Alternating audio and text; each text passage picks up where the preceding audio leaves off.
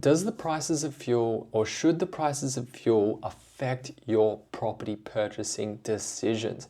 My name is Thomas O'Regan, and over the last 4 years, me and my wife have 20x our property portfolio. Now, for me and my wife, all the growth and all the purchases we've made in property, we have, just to be blunt, we have never ever factored in anything related to petrol or oil into what is going on. Now, don't get me wrong, there is some circumstances where that factor would weigh in, but I think people, when they're making, especially amateurs, people that are just getting into the property game, they put too much weight on things that just don't even matter at all. Things that have nothing to do with property investing, they'll put 100 or 50% weight on as to why they shouldn't invest in property. Now, for example, I just got off the phone with someone and they said the news is, or what I'm saying is the news puts out articles or media or publications out there that are designed to scare you, right? And I guess they're very good at that. They're very good at scaring people. Now, this person that I'm working with is looking at purchasing their second investment property. Their first investment property that we purchased for them 6 months ago has gone up over $150,000 in 6 months. And it's generating 100 more rental dollars per week than it was when we purchased it. Now, what is going on with fuel prices in this situation has no effect, almost no effect, or not enough effect to sway whether they should or they shouldn't buy properties. But I just got off the phone with them and they said the news is saying fuel prices is going up and we're running out of fuel. They also say there's a war in Iran and that's just crazy, and everything's crazy at the moment. They also said inflation's getting really crazy at the moment as well. And it's funny, right? It's like, okay, like let's just talk about inflation. Inflation's going up at the moment, so you're not going to purchase a property. Are you like,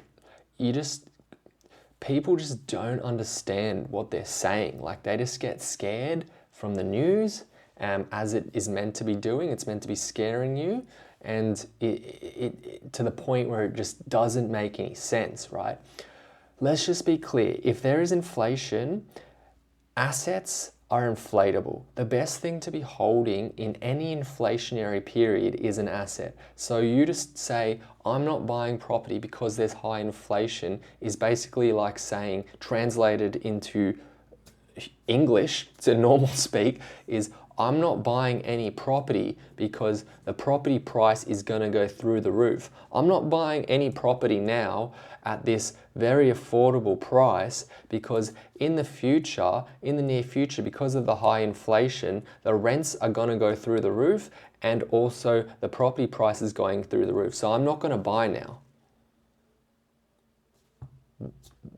I don't understand. Like, what is going on? Like, how do people get so influenced by the media? Like, honestly, I'm a property investor. I follow things that help and support me being successful in that, and I push everything else out. I don't need to subscribe to Channel 9, Channel 7, or any news channels, and I don't, because it is no benefit for me following that. Whether it's ABC, it doesn't matter. There's nothing on there that can help me achieve my goals, right? It is just going to detract me from my goals. So the best thing I can do for that myself there is just put that way out of my mind. Ever since I've become a property investor, I stopped watching the news, and guess what? I've made buckets of money from property investing. What about most people? Most people have not made buckets of money in property investing because they listen to the news, and that stops them from buying investments. Now, when it comes to making investment decisions, there are a few key principal foundational points that you want to take notice of when you're investing. Now, that's cash flow. Is super important to know your cash flow when you're investing in a property. What's your cash flow?